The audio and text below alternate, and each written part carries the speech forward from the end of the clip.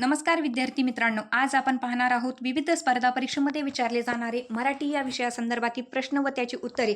तत्पूर्वी तुम्ही जर SN खेत्री या चॅनलला नवीन असाल तर या चॅनलला सबस्क्राईब करा, लाईक करा, शेअर करा आणि कमेंट करायला विसरू नका. चला तर पाहूया. प्रश्न क्रमांक 1. आपल्या तोंडून जे ध्वनी बाहेर पडतात त्यांना डॅश डॅश असे म्हणतात. बघा, आपल्या मुखावाटे निघणाऱ्या मूलध्वनींना आपण काय म्हणत असतो? वर्ण असे म्हणतो. हे जे वर्ण आहेत त्याचे प्रामुख्याने काय पडत असतात? 3 प्रकार पडतात. त्याच्यामध्ये स्वर. जर आपल्याला विचारलं की मराठी भाषेमध्ये एकूण किती स्वर आहेत, तर मराठी भाषेमध्ये एकूण 14 स्वर आहेत.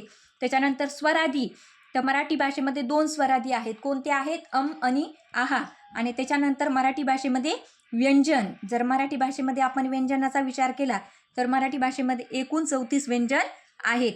तर आपल्या प्रश्नाचं योग्य उत्तर काय राहील? पर्याय क्रमांक 4 डी, वर्ण. प्रश्न क्रमांक 2. मराठी वर्णमालेत एकूण किती वर्ण आहेत? बघा, मराठी जर वर्णमालेचा आपण विचार केला तर मराठी वर्णमालेमध्ये स्वर एकूण 14 आहेत. त्याच्यानंतर स्वरादी एकूण 2 आहेत. व्यंजने एकूण 34 आहेत. असे 14 + 2 + 34 + 2 म्हणजेच मराठी वर्णमालेत एकूण किती वर्ण आहेत? तर 52 वर्ण आहेत. व आधुनिक जे स्वर आहेत ॲ आणि अ यांचा सुद्धा वर्णमालेत काय होतो? समावेश होतो. म्हणजेच मराठी वर्णमालेत एकूण किती वर्ण आहेत? तर पर्याय क्रमांक 3 सी, 52. प्रश्न क्रमांक 3. खालीलपैकी ऱ्हस्व स्वर कोणता? बघा, ऱ्हस्व स्वर आपण कशाला म्हणतो? की ज्या मराठी व्याकरणात ज्या स्वराचा उच्चार करण्यासाठी कमी वेळ लागतो त्याला आपण काय म्हणतो? निश्चितच ऱ्हस्व स्वर म्हणतो. आणि हे जे ऱ्हस्व स्वर आहेत ते कोणकोणते आहेत मराठी भाषेमध्ये? अ, इ, उ, ऋ आणि ऋ हे काय आहेत मराठी भाषेतील? ऱ्हस्व स्वर आहेत. म्हणजेच खालीलपैकी ऱ्हस्व स्वर कोणता आहे? पर्याय क्रमांक ए, अ हे काय आहे? ऱ्हस्व स्वर आहे. प्रश्न क्रमांक 4.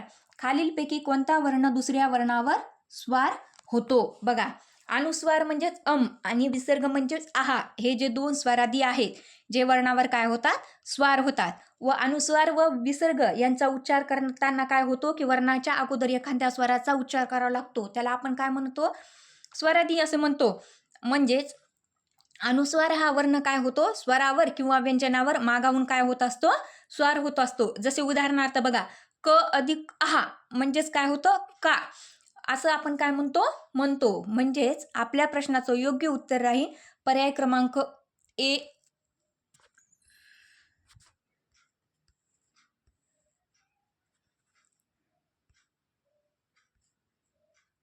प्रश्न क्रमांक 5. अर्धा दंड असणारे पण अर्धी होऊ न शकणारी व्यंजने कोणती? बघा, मराठी व्याकरणात ज्या व्यंजनाच्या रूपात काय होतो? की उभा दंड असतो, परंतु तो काय असतो? अर्धावट असतो किंवा नसतो. त्यांना आपण काय म्हणतो? अर्धा दंड म्हणतो. उदाहरणार्थ काय? की द, त्याच्यानंतर ट, ठ, ड, ढ आणि ह या वर्णाचा समावेश अर्धा दंड असणाऱ्या व्यंजनामध्ये होतो. आणि हे जे व्यंजनाचे जोडाक्षर बनवताना त्यांचा उभा दंड काय होतात? की काढून टाकतात व त्यांना काय होतं? की अर्धा करता येत नाही. म्हणजेच अर्धा दंड असणारे पण अर्धी होऊ न शकणारी व्यंजने कोणती आहेत? तर पर्याय क्रमांक 3 द, सी.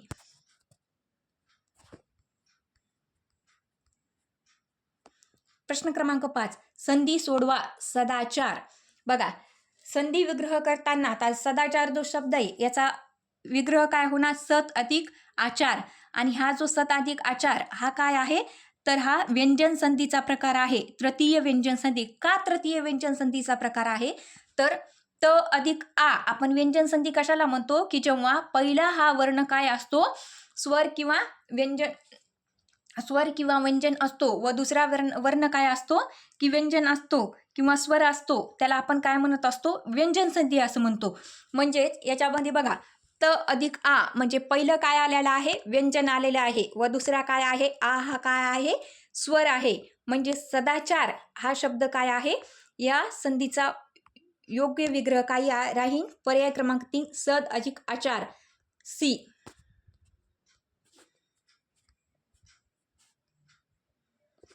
प्रश्न क्रमांक 7.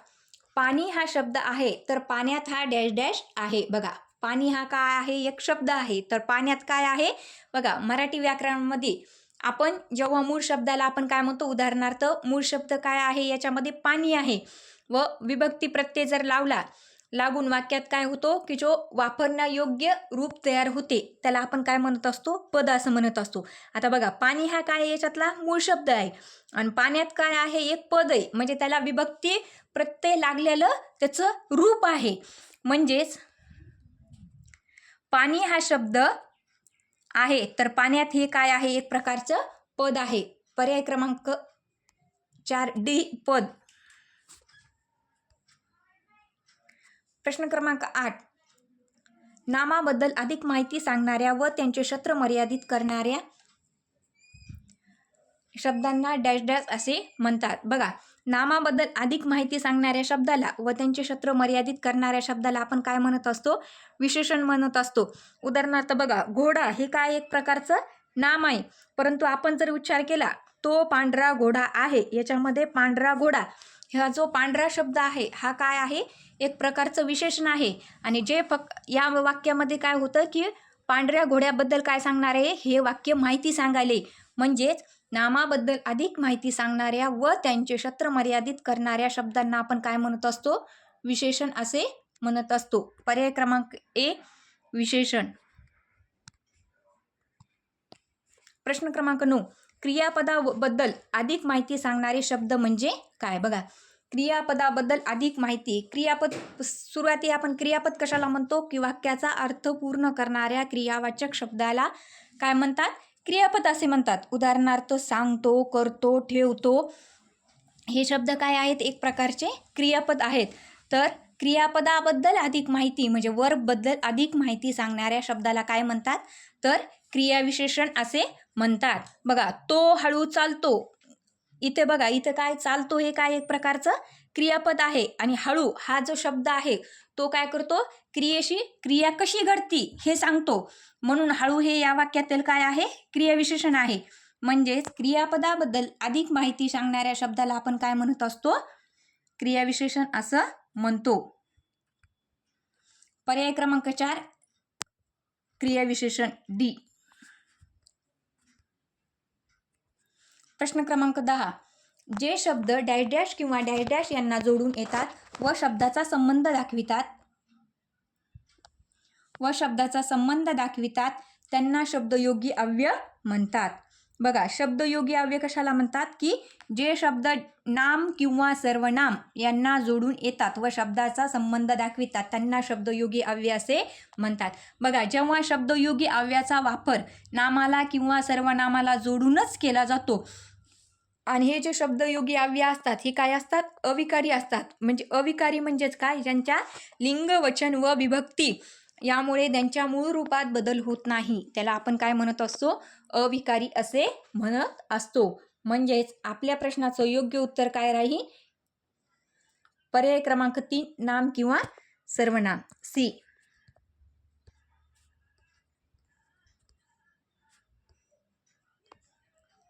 प्रश्न क्रमांक 11, ती मुलगी बिरबलापेक्षा हुशार आहे.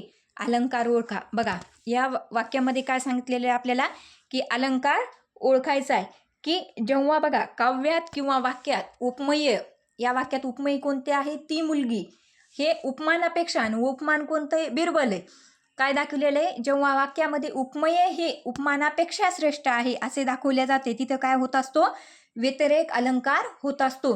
आणि इथं बघा, इथं त्या मुलीची तुलना कोणासोबत केलेली आहे, बिरबलासोबत केलेली आहे. म्हणजेच ती मुलगी बिरबलापेक्षा श्रेष्ठ आहे, हुशार आहे. म्हणजे त्या मुलीची तुलना बिरबलापेक्षा हुशार आहे. म्हणजेच इथं काय आहे की उपमेय हे उपमानापेक्षा श्रेष्ठ दाखविलेले आहे आणि असं जिथं होतं तिथं काय होत असतं, व्यतिरेक अलंकार होत असतो. म्हणजेच आपल्या प्रश्नाचं योग्य उत्तर राहील पर्याय क्रमांक 3 सी व्यतिरेक.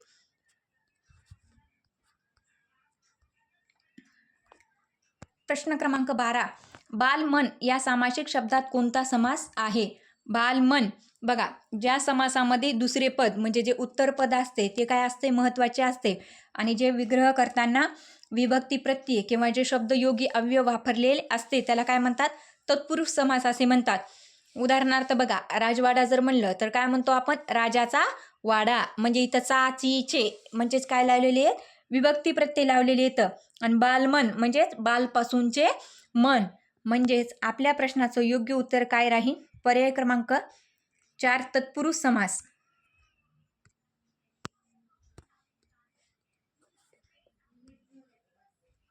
प्रश्न क्रमांक 13, मधु पुस्तक वाचतो या वाक्याचा प्रकार ओळखा. बघा, मधु पुस्तक वाचतो ज्या वाक्यात काय असतंय की एकच उद्देश आणि एकच विधेय असतो त्याला आपण काय म्हणतो, केवल वाक्य किंवा शुद्ध वाक्य असे म्हणतात.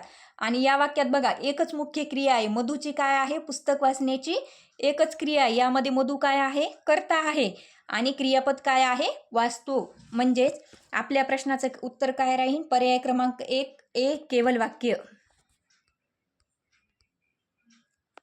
प्रश्न क्रमांक 14, खालीलपैकी संयुक्त वाक्य ओळखा. बघा, संयुक्त वाक्य म्हणजे काय, तर संयुक्त वाक्य म्हणजे ओळखण्यासाठी जेव्हा दोन जे मुख्य वाक्य असतात ते आणि व किंवा परंतु किंवा किंतु परी अशा काय झालेल्या आहे की प्रधानस्व सूचक उभयान्वयी अव्ययाने जोडले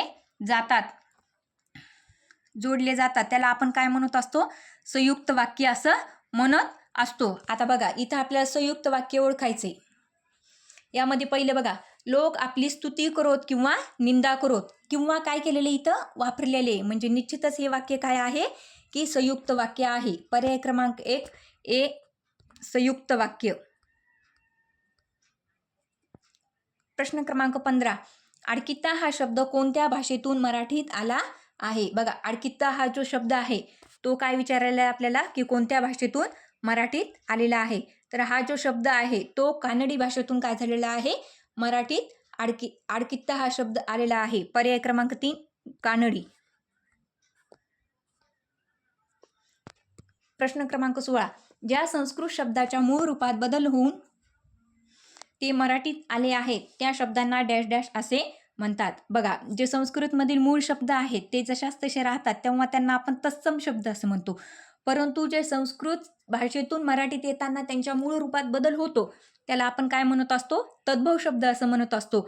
उदाहरणार्थ संस्कृतमध्ये बघा, ग्रह हा शब्द मराठीत त्याला काय म्हणतात, घर म्हणतात. त्याच्यानंतर संस्कृतमध्ये दुग्ध हा शब्द आहे, मराठीत त्याला काय म्हणतात, दूध हा शब्द म्हणतो. म्हणूनच आपल्या प्रश्नाचं योग्य उत्तर राहील पर्याय क्रमांक 4 तद्भव शब्द डी.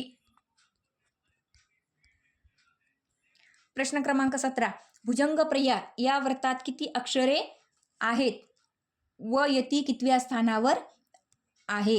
बघा, भुजंग प्रयात हे जे व्रत आहे याच्यामध्ये आपल्याला काय विचारलेले की यती कितव्या स्थानावर आहे व या व्रतामध्ये एकूण किती अक्षरे आहेत.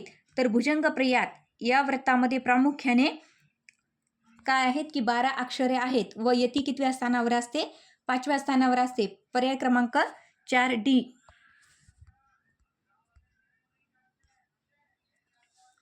प्रश्न क्रमांक 18, पाणीग्रहण याचा समानार्थी शब्द कोणता. बघा, पाणीग्रहण म्हणजे काय, तर विवाहाचे शब्द आहे याला पाणीग्रहण, उपमय, परिणय, उद्धव अशी ही नावे आहेत. व पाणीग्रहण म्हणजे वराने वधूचा पत्नी होण्यासाठी हात आपल्या हाती देणे याला काय म्हणतात, पाणीग्रहण असे म्हणतात.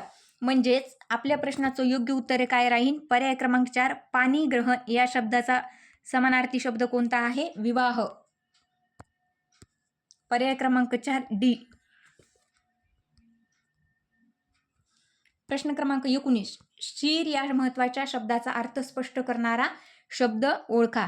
बघा, शीर म्हणजे काय, त्याला आपण दुग्ध, शीर, पेय किंवा दूध असे म्हणतो. तर शीर या महत्वाच्या शब्दाचा अर्थ स्पष्ट करणारा शब्द कोणता आहे, पर्याय क्रमांक 2 बी दूध.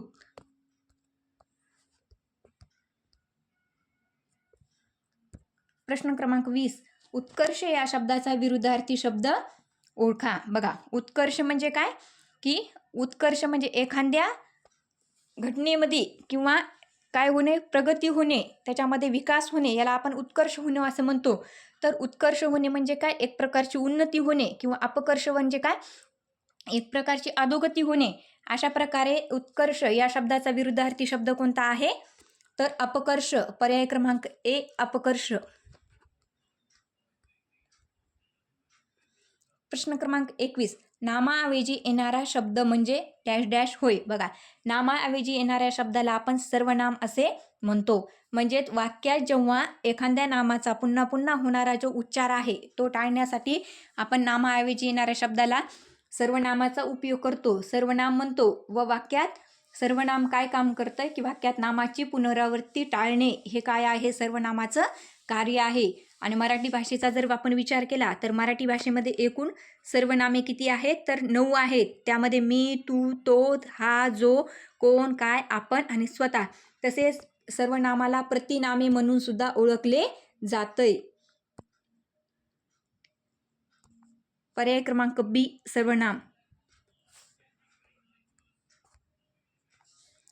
प्रश्न क्रमांक 22. पुढीलपैकी वचनानुसार बदलणारे सर्वनाम ओळखा. बघा, वचनानुसार कोणते सर्वनाम आहे ते काय होतंय की बदलते. बघा, मी काय आहे एक वचन, तर आपण आम्ही हे काय आहे अनेक वचन आहे.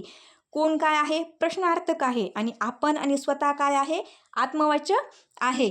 परंतु हे जे सर्वनाम आहेत कोण आणि आपण स्वतः हे वचनानुसार बदलत नाहीत. परंतु जे मी सर्वनाम आहे हे काय होते वचनानुसार बदलते. म्हणजे मी म्हणजे एक वचन आणि जर आपण याचं अनेक वचन घेतलं तर ते आम्ही येते.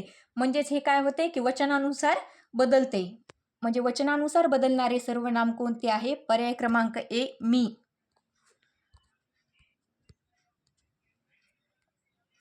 प्रश्न क्रमांक 23. वाक्यातील अधोरेखित शब्दाचा सव्य ओळखा. बघा, पक्षी आकाशात उडतात या वाक्यातला आपल्याला अधोरेखित नामाचा काय ओळखायचा आहे? सव्य. सव्य. बघा, इथं काय दिलेलं आहे आपल्याला? क्रियापद, सर्वनाम, विशेषण आणि नाम. पक्षी आकाशात उडतात. उडतात म्हणजे काय तर उडतात वाक्याचा अर्थ पूर्ण करणाऱ्या क्रियावाचक शब्दाला आपण काय म्हणतो? क्रियापद म्हणतो. म्हणजे उडतात हे काय आहे? क्रियापद आहे. म्हणजेच या वाक्यातला सव्य शब्द कोणता आहे? उडतात. म्हणजेच पर्याय क्रमांक 1 क्रियापद ए. प्रश्न क्रमांक 24. क्रियापदाबद्दल अधिक माहिती सांगणारे शब्द म्हणजे डॅश डॅश. बघा, क्रियापद म्हणजे वाक्याचा अर्थ पूर्ण करणारा क्रियावाचक शब्द व क्रियापदाबद्दल अधिक माहिती सांगणाऱ्या शब्दाला आपण काय म्हणत असतो? क्रियाविशेषण असं म्हणत असतो. पर्याय क्रमांक 4 डी क्रियाविशेषण.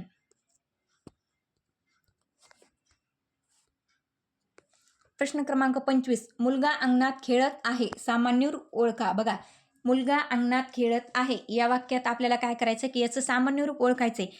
आता बघा, अंगण हा शब्दाला काय झालेलं आहे की त प्रत्यय लागलेला आहे म्हणून त्याचं काय झालंय अंगणा असं रूपांतर झालेलं आहे. परंतु आपण सामान्य रूप कशाला म्हणतो की नामाला प्रत्यय लागण्यापूर्वी होणाऱ्या बदलाला. नामाला प्रत्यय लागण्यापूर्वी जो बदल होत असतो त्याला आपण काय म्हणतो? सामान्य रूप. बघा, आता याच्यातला सामान्य रूप शब्द कोणता आहे? अंगणा.